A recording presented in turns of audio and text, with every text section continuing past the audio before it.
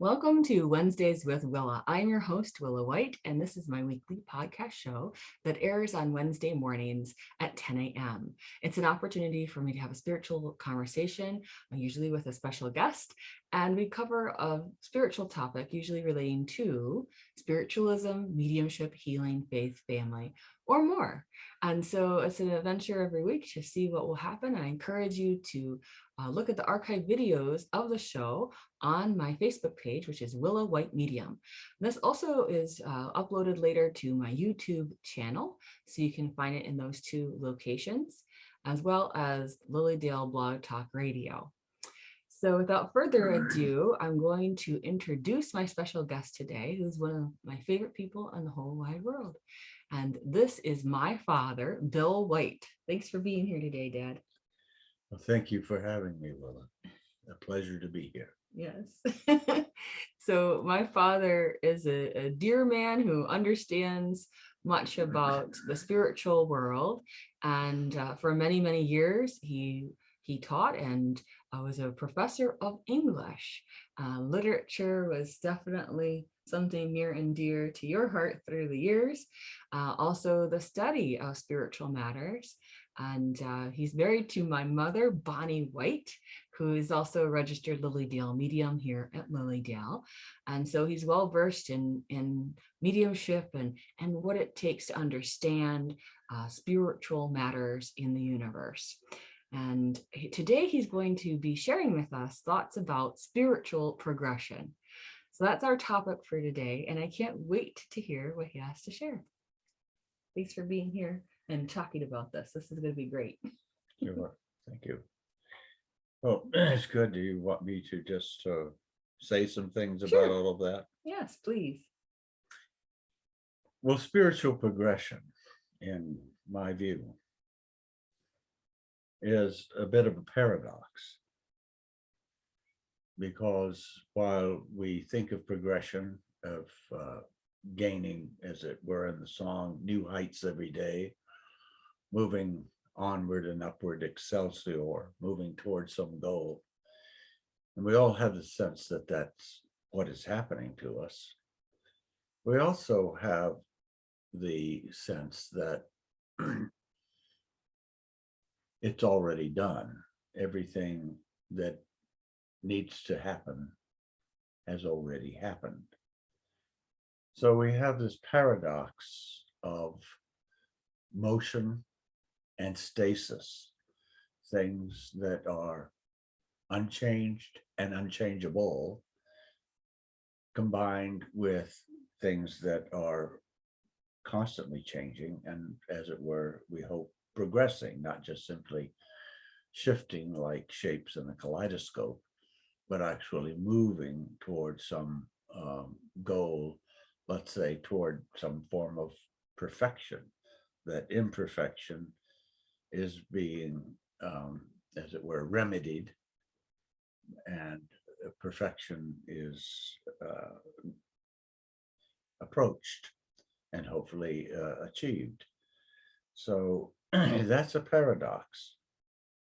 And yet, as we live our lives and study the mystics and the ancients and the people who have sought answers to these questions in a constant, daily, hourly sort of way, when we read them and when we see what they have said and we look at their lives and how they've lived them, we realize that they have in fact discovered something that is what we call the wisdom of the ages, or the true religion.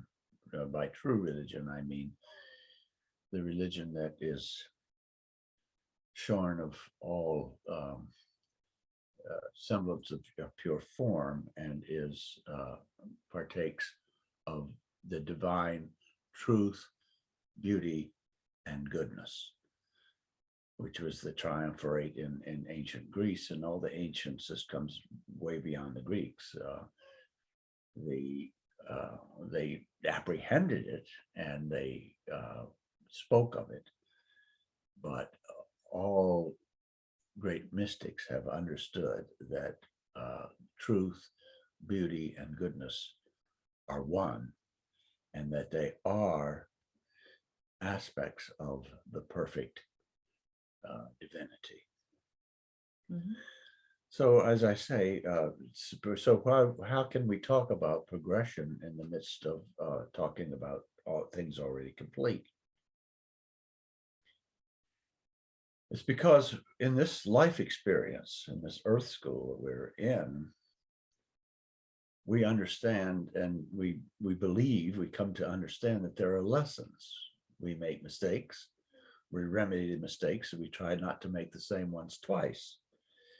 And so by avoiding mistakes, we make proper choices, choices that lead us in some preferred direction, to some preferred end. And we are led toward things that make us healthy instead of sick. We lean toward things that make us prosperous rather than poverty stricken. We lean toward things that make us happy and fulfilled instead of sad and depressed. If we can make those kinds of distinctions, and those aren't polarities, really, those are places that are absence of polarities. Polarities means you're stuck in, oh, the good angel over here and the devil over there, the devil in the deep blue sea. You don't know what to do. It's this, it's that, and so on. But when you have a good, clear sense of the perfect one, which is God, that keys you to a direction. And that direction is something that you pursue more and more every day, every moment of your life. The great mystics of the past have learned this. Paul said, I pray daily, not just every day, but constantly. In other words, to make one's life a constant prayer, where you say, well, how can I do this? I have to get supper, I have to do this, I have to go run the errands, I have to put gas in the car, I have to clean the driveway, I have to do all these things. You do, but you can do all of those things prayerfully. And the great mystics understood that, and they learned how to incorporate that directional sense in their lives. So how do they do this? Well, at first it takes work, but in the end it's very simple, because it is so overwhelmingly compelling, and leads to all the fruits of happiness, and all the fruits of health, all the fruits of prosperity. That is the promise, and that is the achievement. So that's why we think of it as progression, because we sense absence, or we sense loss. So one of the great challenges in this earth school that we have to deal with, the overwhelmingly great one, is loss. And the fear that comes with that. Fear of loss of my health, loss of my freedom, loss of my loved ones, loss of my money supply, loss. It engulfs people all around us. We see people struggling like people caught up in a flood in their lives. They're just being swept along by the fear, the loss. Oh, I could be drowned at any moment. I could be stricken with COVID. Anything could happen. Damocles' sword hangs above me. And we have this worries, this constant anxiety. And even when we place it at bay by self-medicating, many do that. Drinking, drugs, all the forms of self-medication we know, escapism, all of that tries to alleviate this fear of loss. That's the fundamental fear. So what to do in the midst of all of that? And we see people and it's just like souls caught in this river, this flood. We watch them, we'll watch their behavior. Their behavior is sad. Their behavior is sorrowful. And they start to eat each other. They start to pick on each other, to start to pick each other apart. You're not enough of this, and you're not enough of that, and you don't do this, and you don't do that. And all these other people are now seen as somebody has to serve our minute little conception of what is good and proper. We see that right here in Lilydale all the time. The pettiness is rife. I have to, it really is. It's, and in any small town, it has that. Any small group of people. I saw it in committees when I taught school. I saw it everywhere. So it's been really, it's inescapable, to not notice. And so you see this. And so what's going on? Well, people are succumbing. They are drowning in the sense of loss. Now, what to do to overcome that? Well, there are cues. Years ago, I was invited. It was someplace I can't remember. I think it was somewhere. I used to be able to remember the town, but it was a town, and there was a church. It was a new church, and it was a church that was had a particular service. And we walked into this church. It was a huge church, and it was full. And people were standing, and they started to sing.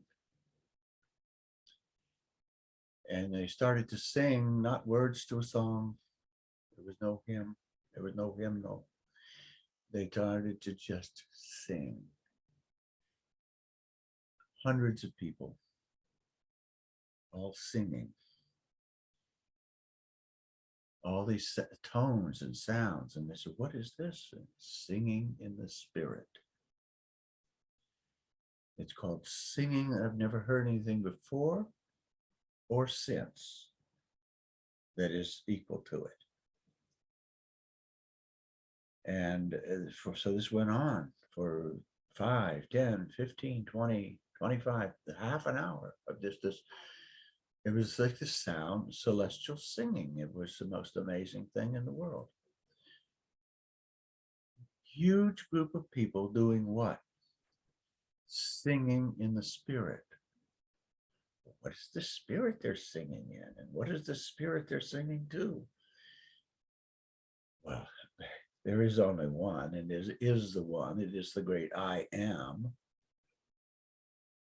It's the Song of Moses. The Song of Moses is, I am that I am. That is the holy name of God. I am that I am.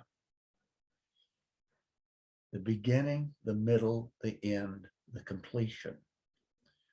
So with God, in God, there is no progression, because God, the spirit force known as God that we seek, is complete in itself. So yet there is a movement. Yet we know and experience God's love. When do we experience God's love? We experience God's love when we open ourselves to that spirit. Well, how do we do that? There are 2, 3 words in the Bible, and they ring out over and over. And in all the mystical literature, look unto me. Look unto me. Looking unto God brings forth that sense of completion, eliminates any sense of loss. For in God there is no loss. In God there is no depression. In God, there is only the place of truth, beauty, and goodness. And one could add to that supreme and blissful happiness. So that's the only possibility. So how do you get there? Well, the mystics, that's why they call them mystics, because they deal with and have dealt with the paradox. Progression in the midst of stasis, progression in the midst of completion. So how do we do that? It's all directional. Let's say we want to go to California. We've not gotten out the map. We don't know exactly how to get there. And in fact, there are many routes to California. So we could start out, we would get to California simply by going west, directionally. And in life, it's the same way, because we have many choices and we get distracted, and we have, we've the sense of loss and the goddess of getting on. We start to worship that goddess. I see many people, I myself, I've worshiped that goddess, It's called the goddess of getting on. That's what Robert Graves called it. And the worship of the goddess of getting on, it has so many different forms, so many. The obvious one, of course, is money and things and materialism, which can be carried to great extreme. But this worship of the goddess of getting on is what distracts us and what leads us to A, the fear of loss, B, the depression when we do have the loss, and C, the nightmare of human experience. All around me, I see the nightmare. Blake said, I wander through each chartered street, near where the chartered Thames does flow, and mark in every face I meet marks of weakness, marks of woe. These are all people caught up in this river of loss, the fear of loss. Perfection is, in a sense, the dying to the fear of loss. When the death of loss, that is our sacrifice. When we sacrifice that fear of loss, we achieve the true immortality. Because we know as spiritualists that the continuity of life is proven to us. And it proves to us over and over again. And now, and we remember it, and then we forget it. And then we remember it, and then we forget it. All too often we forget it. You see the signs, you talk to the people, you see them, what they say, how they behave. It's all evidence of that they've forgotten, temporarily, of course. And they're all good people. We're all good people. But we're not talking about that. We're talking about how you direct yourself to the most holy one, the I that am that I am. That is the goal and the direction of all mystics. And that's why, as I've lived 81 years, I'm led more and more to the wisdom of the mystics, because the mystics understand the paradox in some supreme but supremely interesting way. And it's just when your eyes are open, you can't unsee it. When your eyes are open, you cannot unsee what you have seen, the glory of possibilities of the finished work. So this works in healing, and this works within the angelic realm, and we talked about that, because the angels are perfected beings. the angels are not progressing, you know. No angel wants to be a better. Well, they always try to talk of it in human terms. Oh, they're earning their wings, or they're coming down and being real nice to human beings and helping out. And that way they're progressing. No, the angels are perfectly created beings. They are not. None of the literature supports the idea that they're progressing. They are completed beings in themselves, but they seem to have some special interest in human beings. We are so thankful for that, because they become our guardians. And we have not just one or two, some people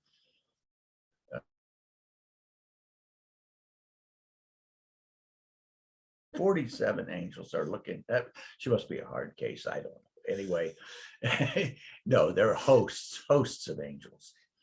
The heavenly hosts, they talk about them. The Bible talks about the heavenly hosts. What is this?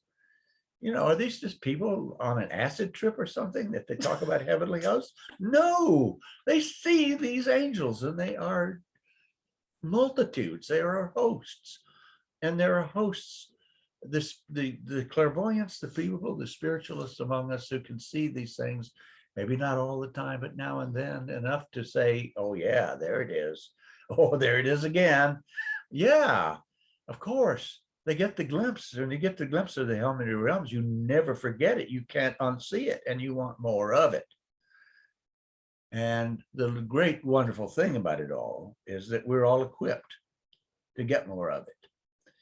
And so the angels are helping us. There's no question about it, because, you know, God loves us. The angels love us, and they're protecting us. The amazing things. They defy physical laws of physics to help us.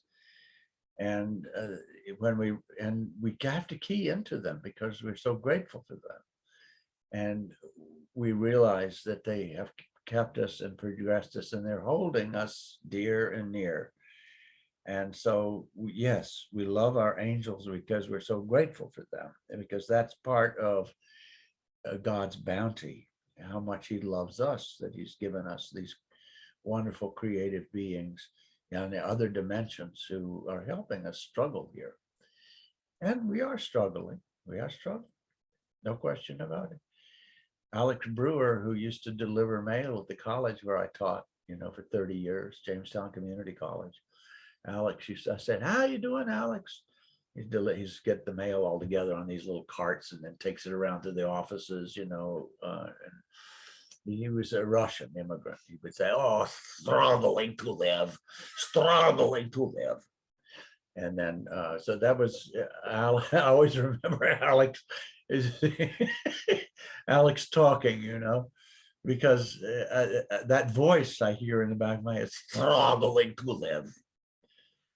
These Europeans, they've been, you know, so rolled over and trounced upon. I mean, we've had the Civil War, we've got problems, you know, San Francisco and Los Angeles, and, you know, Minneapolis, all this, Koshogan, got problems. Detroit, Baltimore, It's on a roll, folks. Philadelphia. Problems, you know, you have to look around you, you know, Lilydale, maybe, I don't know. It's the problems here, you know, our roads, we need fixed. We got things that need to happen. We really do. And everywhere you look, yeah. You know, oh, this problem, that problem, what are we going to do? Oh my. So the struggling to live. Alex, struggling. So what do we do with the struggle, Dad? Yeah, so he's got the struggle. And as I say, these poor Europeans, it's the French, you know, you say bonjour, you know, good day. Had a good day. Or comment ça va? How are you doing? Comment ça va? How you doing? Je me défends. Je me défends. They say. Language. That's it. That means I'm defending myself. So you say, how you doing? And, you know, translated, comment ça va in French.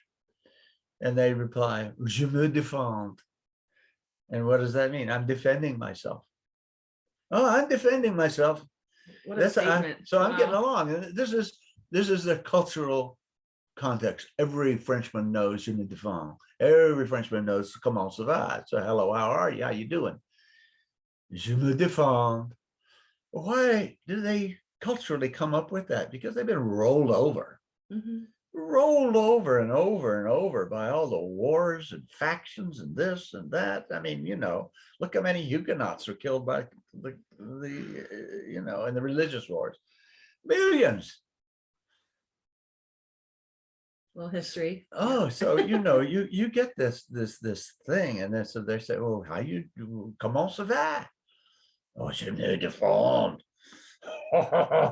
Well, So sure. they're admitting there's a struggle. Yes, always a struggle. Let's say, admittance whether of the you're struggle. Russian or French, you're down for the struggle. It's all a struggle. Where You don't, in yeah. different places of the world. But then what do we do with that struggle? Let's move. Well, that takes us to Milarepa. I mean, Milarepa right. is the great Tibetan saint, and he shows us in a way the great 13th century saint of India and of Buddhism, Tibetan Buddhism. He, as a young person, had some people, bad people came against his family and deprived them of their land and livelihood. And when he became a young man, his mother, she was bitter, she apprenticed him to a black magician, and he taught him how to get even, how to fix who got, how to punish and make those people who'd done those things know about that. And he learned these arts, these black arts, how to bring misery into the lives of other people and make them pay. Oh yes, there are people who study these kinds of things, how to make other people pay. And that's what he did, and he was very good at it, and he killed many people. But he suddenly in his life, he realized that he was on a wrong path, and he went to apprentice himself to a great guru, a wise guru. And he said, he put Milarepa to digging holes and filling them up, building towers and tearing them down. In other words, he taught him in a very real way about the laws of creation and destruction. Yeah. You build it up, you tear it down, you do this, you permanence know, and impermanence. Permanence and impermanence. You gain the stuff, then you lose it. And, you know, it's the up and down. It's basically the story of a manic depressive. Oh, gosh. You know, yes. Happy one moment, sorry, Yeah. riding high in April, shot down in May, as Frank Sinatra sings. It's the same old, same old. Storm and drang, as Goethe said. So what do you do in the midst of all this nonsense? Well, remember, he studied and tried to finally he gets it. He finally gets it. What does he do? He does what we said right from the beginning of this. Look unto me. And so he starts praising God, just like all those people at the Shiloh church singing in the spirit. You know, time goes by, you're just singing in the spirit. And that's what he did. And he really, in a way, he was so nourished, the legend says, by his communion with God, that he didn't even really need to eat. He lived in a cave, and people would go see him because he was a holy man by now. And you know, they found him singing, singing and happy, and you know, because that is the greatest happiness. The sense, the God experience is there's absolutely nothing in this world that has any approach to it. And that's why there is the sacrifice we make unto God is the loss of our fear of loss. When we lose that and rely only on God as the source, because all things have been completed, all things are already done, all health is there, all wealth is there, all abundance is there, all provision is there, everything that we absolutely want and need could ever in the world of worlds is already there and already given. So what we need to do, what mystics do, what they realized is that it's already done. The work is already done. So they are the enlightened ones, you know, and they're the avatars, the ones who, you know, the ascended masters. All the ascended masters have reached this place, but they've come back as bodhisattvas. They've come back to teach us the way, and that's why, you know, the mystics, the mystic literature, read it, pray, read it and pray, and be happy, and love your fellow man, and don't plot his death and destruction. Don't try to make yourself an impediment to stick across his path. Be an aid and a comfort. Be a good Samaritan. So all of those, the paths that the great masters have taught, they have led us down the right path. It is not a will o' the wisp. And it is the path that if we follow, we too will have what the happiness and joy that they have. And that's the rule of it. If you see somebody, I mean, the rule of the world, and it's still going on. How did people achieve their wealth in the past? They stole it from other people. That's how they did it. They enslaved or stole from other people. That's the only way to create wealth in the ancient world. Wealth is now being created in new ways. I mean, we still have our thieves, but, you know, unfortunately, human beings got in the practice of thieving. And so thieving is a high art among people. They said, you know, it's, people even love to watch movies about thieves, you know, Ocean's 11. Oh, how did the thieves do it? You know, and the thieves, now we got thieves, bands of thieves in San Francisco and Los Angeles, covering their license plates and going in with sledgehammers and smashing the jewelry cases so they can grab the jewels and go. When they first Europeans came here, they found the Indians. The Indians were all just living in harmony and joy. They were not. They were constantly stealing from each other and killing each other, and this was their way of life. There's no question about it. Anybody who's really studied it knows this. There were some tribes that were peaceful. They got off someplace where they weren't noticed so much, you know, and they kept their guards up, and they kind of lived a relatively peaceful life. But most of the lives of the ancient Indians, the Indians that were here when we came, they were just rife with conflict and stealing. Stealing is the big thing. Mm-hmm. We took a trip down the Grand Canyon, Bonnie and I. She took an art trip. She was doing art, painting the Grand Canyon, as they say. So she did a lot of great work. And there were all these artists on the raft, and they pointed out to us little caves where the Indians who lived in the Grand Canyon, difficult life, you know, in the Grand Canyon. You know, it's treacherous to live there, but it's inaccessible, or virtually. So they'd store what little grain they had in these little caves high up and hard to get to places. And what did the other Indians in the surroundings do? They tried to figure out ways to get to those little grain stashes that the other Indians had. And they were doing this all the time.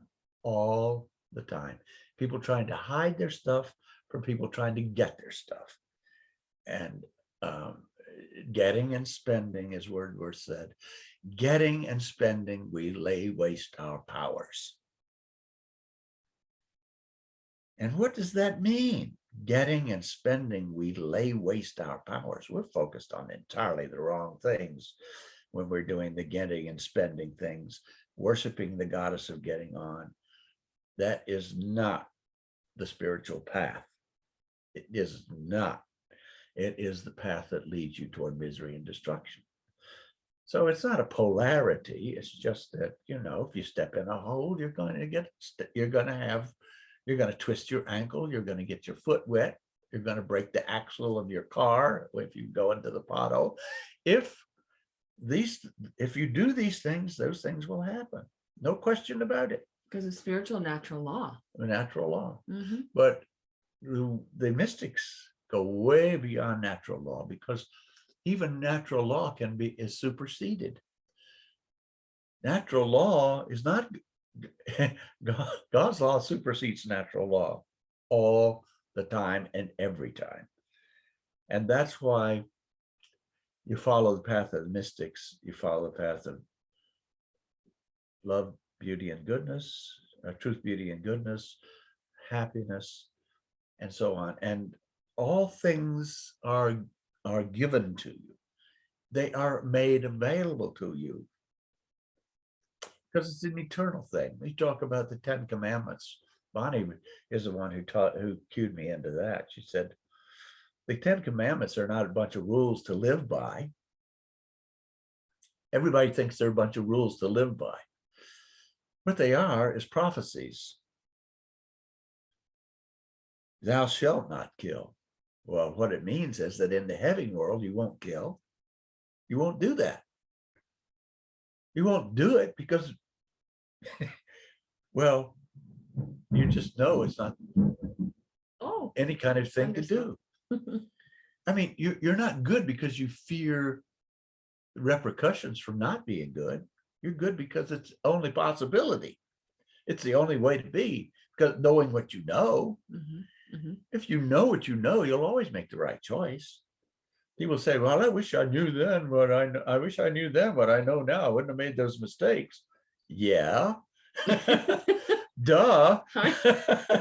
Of course. Hindsight's 2020. That's right. So, you don't make them after you know them. Mm-hmm.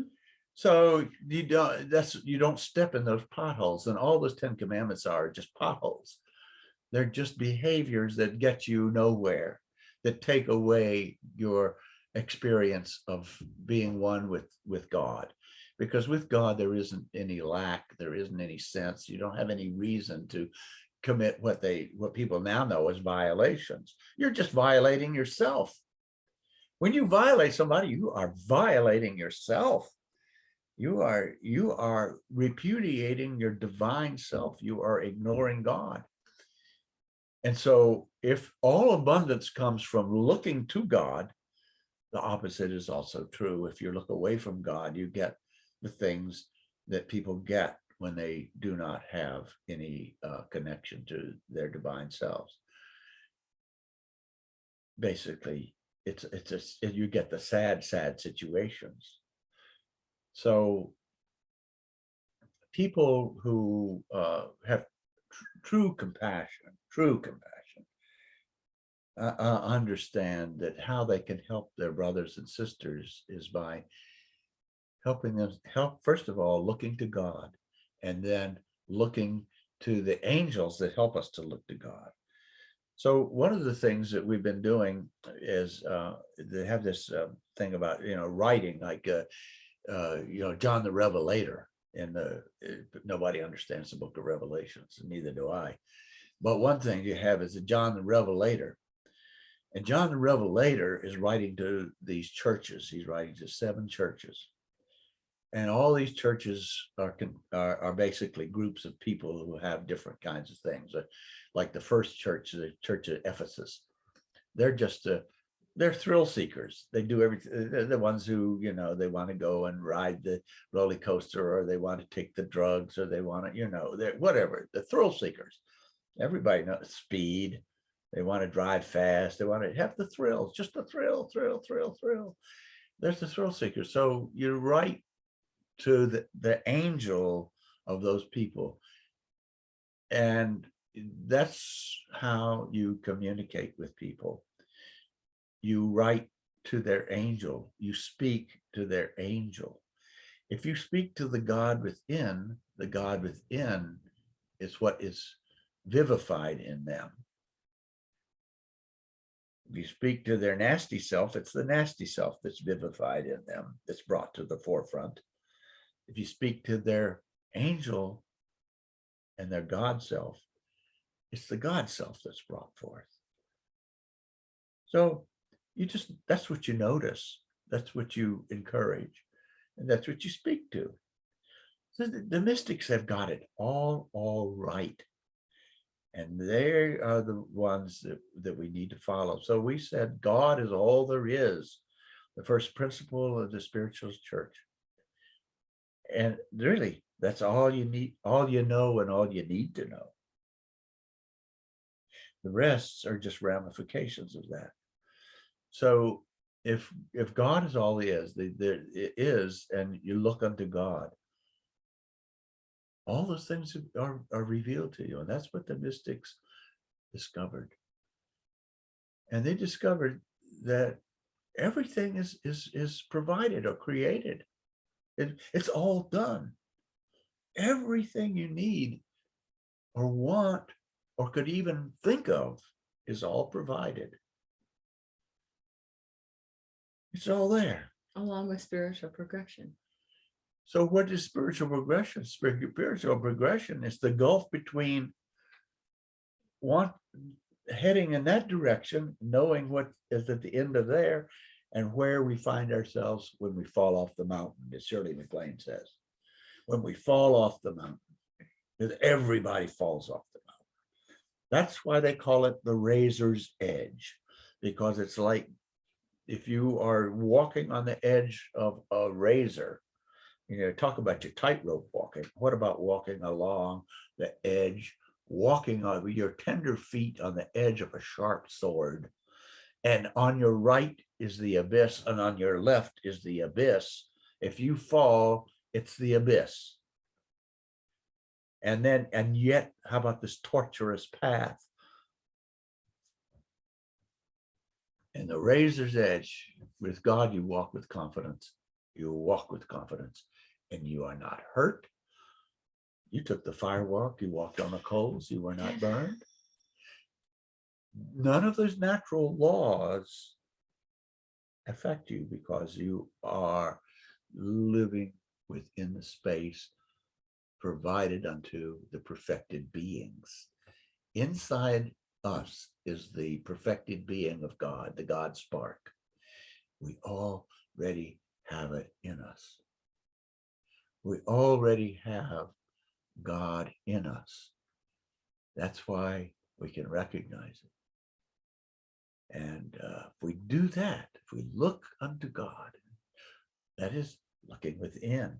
If you look within, deep at the deepest part of ourselves, the most authentic part of ourselves, the most eternal part of ourselves, that's where we find God. And out of that space, we live and breathe and have our being. When we do that, everything changes in the twinkling of an eye. Bad people become good. Just like that. Just like that. And we've seen it over and over and over and over again. All you got to do is glimpse it, because once you've seen it, you never want to ever go back. You just don't. I mean, it's not even something that what you would do is try to help your fellow man, or you're in the brotherhood, you say, well, is there something I can do? And yes, you can. And what you can do, and the best thing you can do, really the only good thing you can do, is speak to the God within, speak to their angel, the angelic creation, God's perfect creations. They didn't fall. Angels have not fallen, except I guess they talk about the satanic, the Lucifer who fell. But Lucifer, in that sense, in that story, just shows us what happens when one is not looking at the I am that I am. You look away, what do you have? You have nothingness. You have the abyss. You have the abyss. You look away, there's the abyss. So But, you know, in a sense, that's an illusion too. That's an illusion too, because how far we've fallen, how long do we have to fall? And the cry, the great cry of the Israelites, the great cry of people, the great cry of slaves in the South. How long, oh Lord, how long, oh Lord, how long is it going to be? How long is it going to be before we come out of this place of misery that we're in?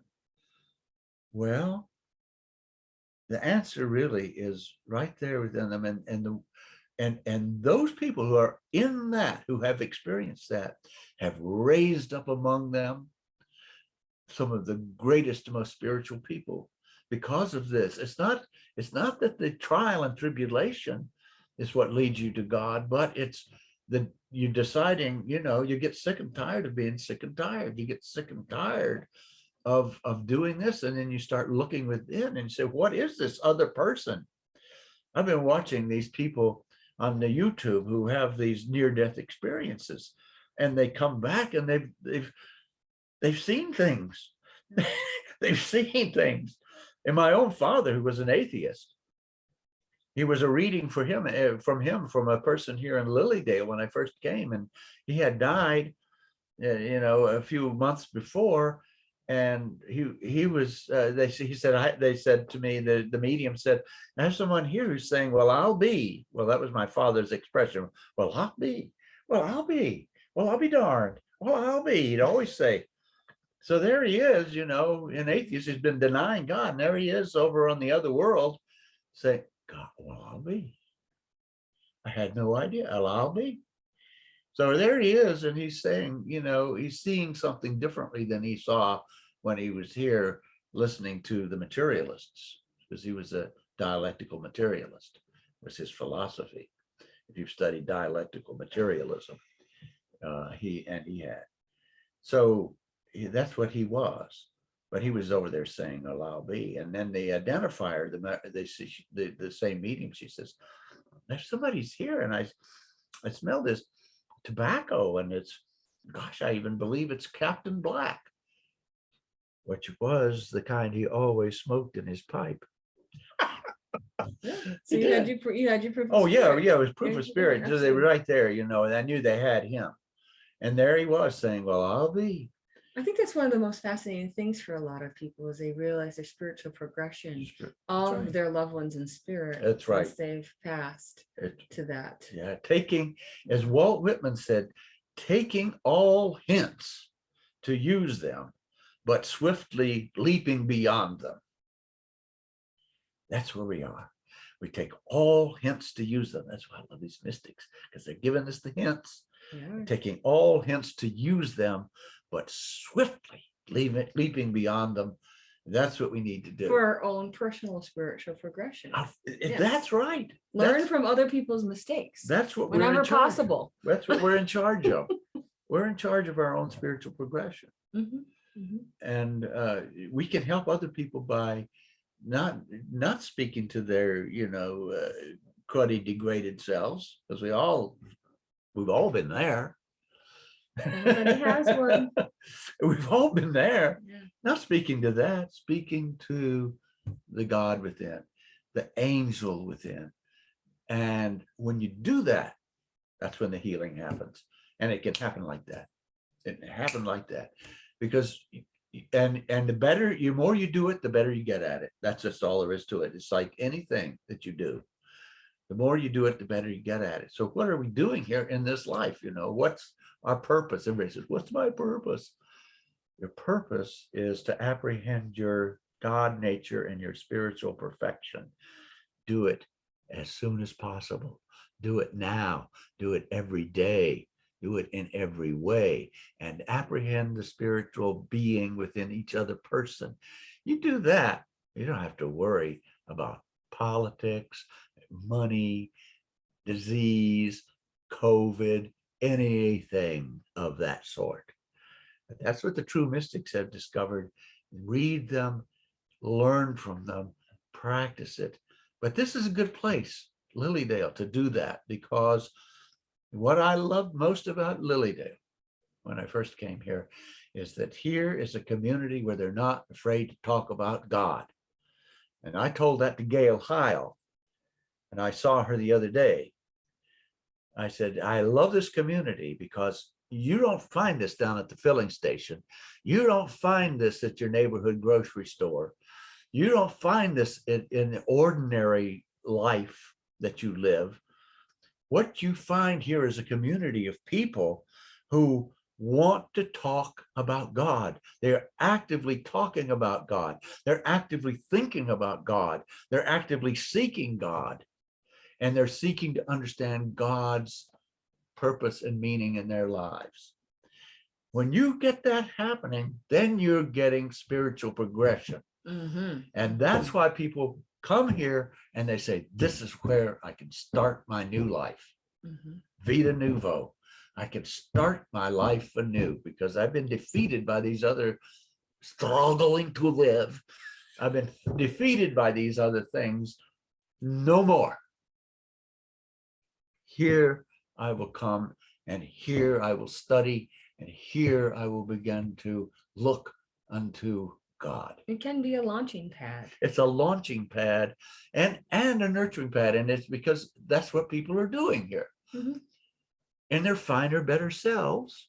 That's what they're doing. Yes, yes. And that's what they're doing every day. And it should permeate everything, every aspect of their lives, whether they're playing the piano, whether they're having a meeting, whether they're shoveling the walkway or raking the leaves,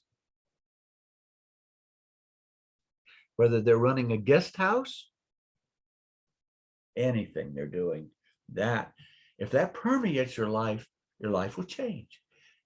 And will it change for the worse? No, it changed for the better. The mystics have shown us the way. Andrew Jackson Davis is a mystic. He talks about these things. He understood those things. I've been reading his Declaration of Independence. Andrew Jackson Davis wrote a Declaration of Independence. And he's declaring himself independent of reliance on the material world for the goodness of life. And he was able to achieve super consciousness. He was. Mm-hmm. And that's because he suddenly realized there was a difference. And what was that difference? The difference was that you're banking on eternity. You're banking on God, and God and eternity are the same. I know when people are in hell, it seems like an eternity, and I'm sure it is in a sense. I mean, for all practical purposes. We've been reading Dante, and of course, the Inferno. You got the Inferno, then you got the Purgatorio, then you got Paradiso, the 3 books of the Divine Comedy.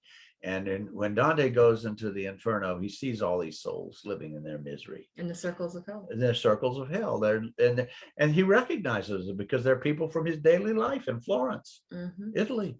He recognized them. People caught up in this political nonsense and that political nonsense and this, selling of indulgences and this thing. And, just a awful,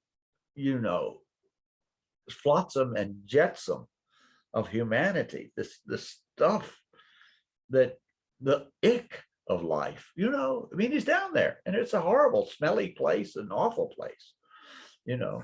Talk about your bad jobs that people don't want to do, nasty jobs. I think there's a program about that. But he's got a guide, and his guide is Virgil Reason.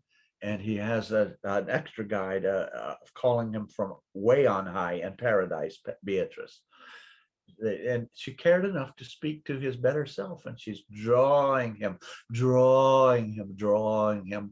into paradise. And all of us are being drawn, like Dante in his pilgrim's journey into paradise. We're being drawn to paradise. And it's a great calling. That is the call. That is answering the call. You answer the call. You look unto me, as God has said in his holy literature. Look unto me. And that's the answer. And it's just that simple. But we forget it because we're just we're in the earth school here. You're getting to the hubbub. We're in the earth school. Mm-hmm. But we have those who have achieved. They are among us. They've been here and they have returned and they're giving us spiritual guidance. We have great riches to draw on.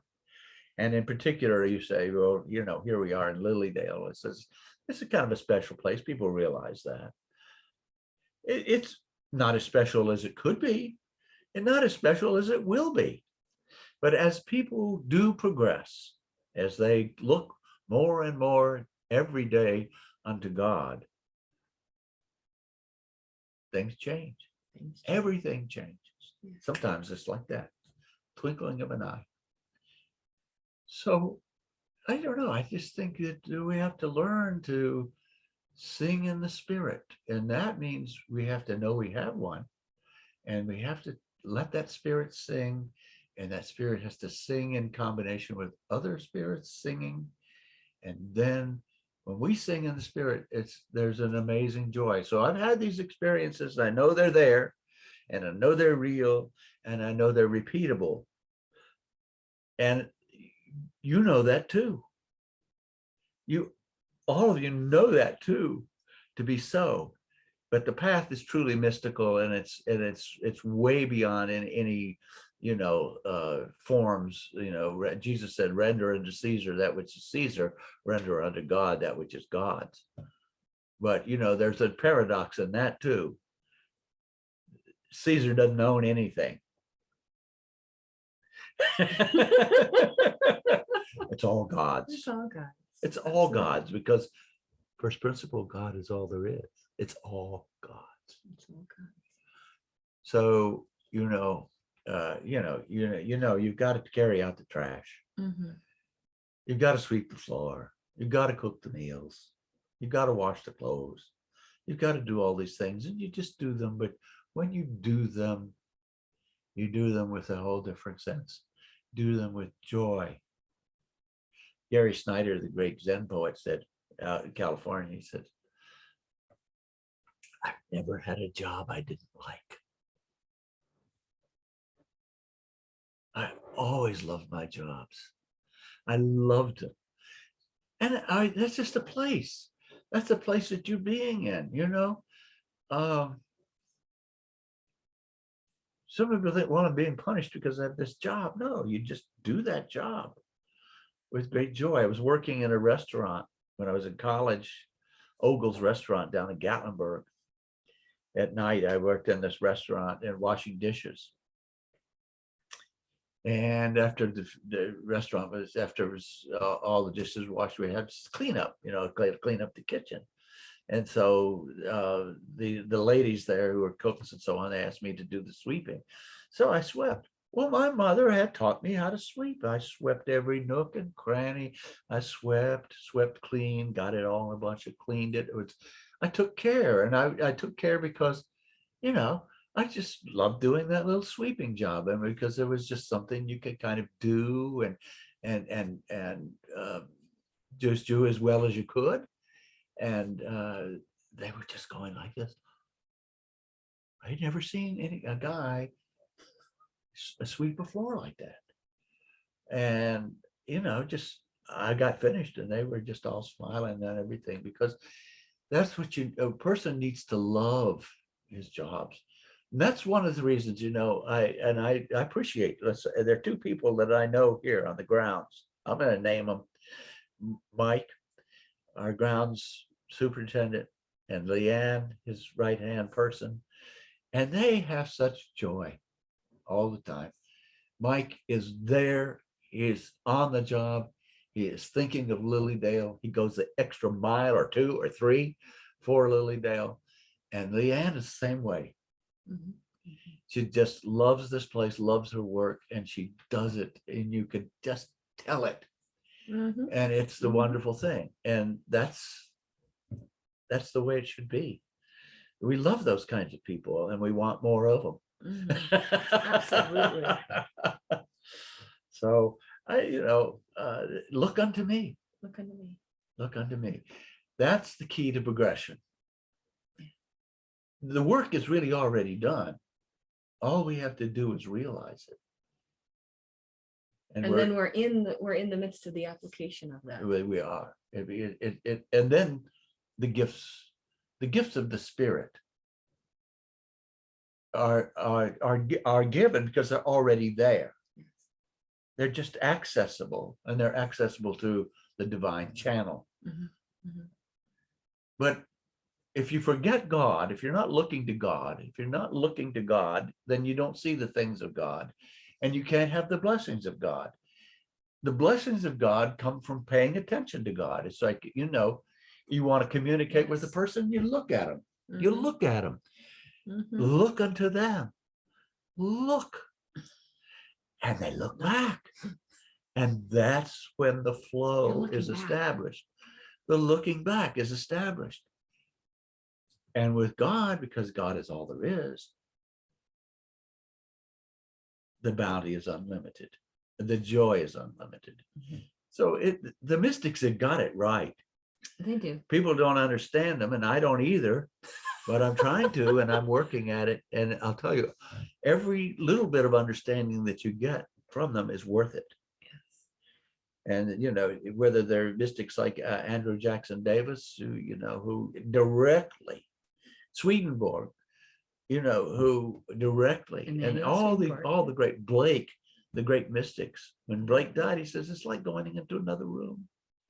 He saw all his friends beckoning who had passed on. They were calling him and beckoning him. He just says, so he died singing. He died singing. Oh yes, Blake was just singing as he died. And singing in the Spirit, because the Spirit had been quickened so much in him that's how he died. And that's how he lives. And he lives on. So when that Spirit lives on that way and returns to you in this life, and so we're all helping each other. The ones who've gone before us are helping us. Yeah. And we have to ask them for that help. We look unto them, they will look back, because we are addressing the God in them. They address the God in us. Yes. Then God is vivified. When God is acknowledged and praised, that's what's called the godly life. The godly life has not come from following a bunch of rules. The rules are unnecessary for the godly. The 10 Commandments are unnecessary because they're just simply predictions of how you live when you're in the God zone. Mm-hmm. That's it. Mm-hmm. You killing other people, what? That's unthinkable. It's just not something you do. You killing God? I mean, really? Who would do that? Who would lie and steal and cheat? All those things in the 10 Commandments that they're supposed to not do, all the rules. Oh, I'm following the rules. Oh yeah, I'm following the rules. I'm a good person because I follow rules. This is not a spiritual person speaking. This is a person who wants to follow the rules. So what you look to, if to control your behavior, that's your government. They have this expression. The government is on your shoulders. What does that mean? Well, if what you do and think and plan and so on is all, let's say, the weather. Weather dictates my life. Yeah, the weather controls my life. The government, then the weather is on my shoulders. The weather tells me what to do. Are you talking about self-government? So the only government that's worth anything is God is in charge. Mm-hmm. Not my will, but God's be done. But there's a self-government of the soul that happens when you are connected with the understanding of God. That is simply having your will be synonymous with that of God, yes. God's will. Mm-hmm. So there's a submission. That is it. So, and because there can be no loss with God. There can be no loss of life, no loss of stuff, and nothing. Mhm. Nothing is lost of God because everything is there. God is all there is. First principle of spiritualism. God is all there is. He's gonna say it so you guys understand it. Well, You'll no, be it's able to just repeat that's the first thing. Mhm. That's the first principle. And after that, all the others flow. They're just ramifications. Mhm. They're just, iterations of that in a more detailed way, ramifications. So, continuity of life. Mhm. God is Mhm. immortal, God is all there is. Partake. Partake of those things. So Partake. I think it's really important what you shared with people today. It kind of gives them some historical religious perspective on the spiritual path of spiritual progression. And there's some key elements that you've pointed out to all of us that seem to really bind us all together in understanding of looking unto God, being at its core essence important in every step of that progression. Yeah. And every step of that awareness. Right.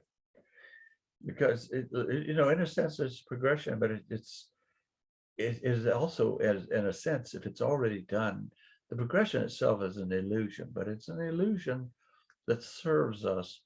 It serves us as we need it. Mm-hmm, mm-hmm. Because everybody's wanting to have benchmarks.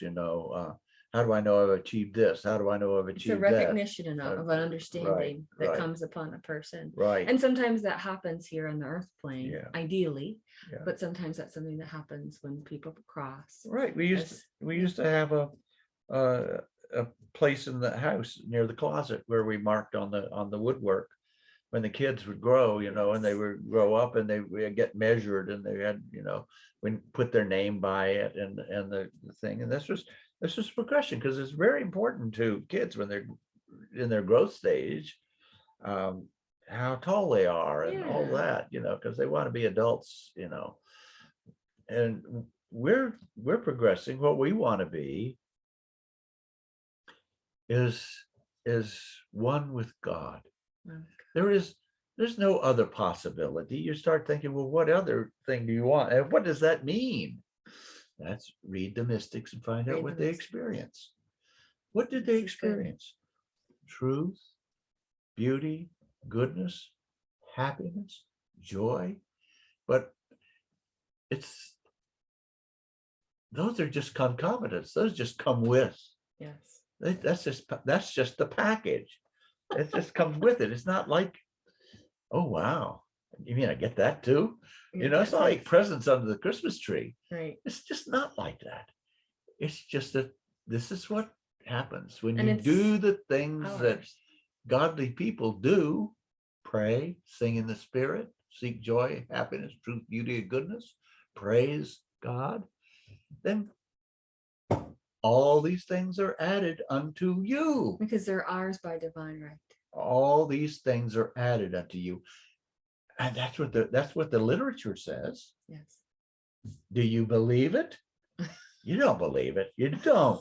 And I'm the same way. I mean, I fall off the mountain. My gosh.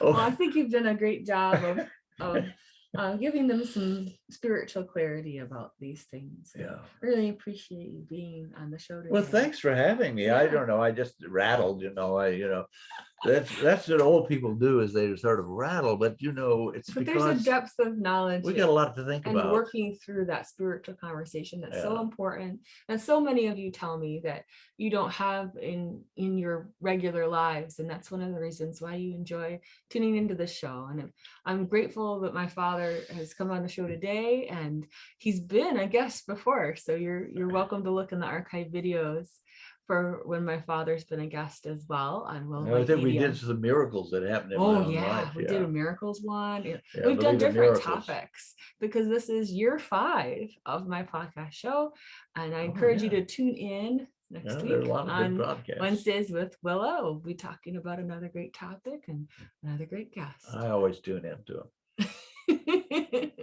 Thanks, Dan. Yeah, I like to see him.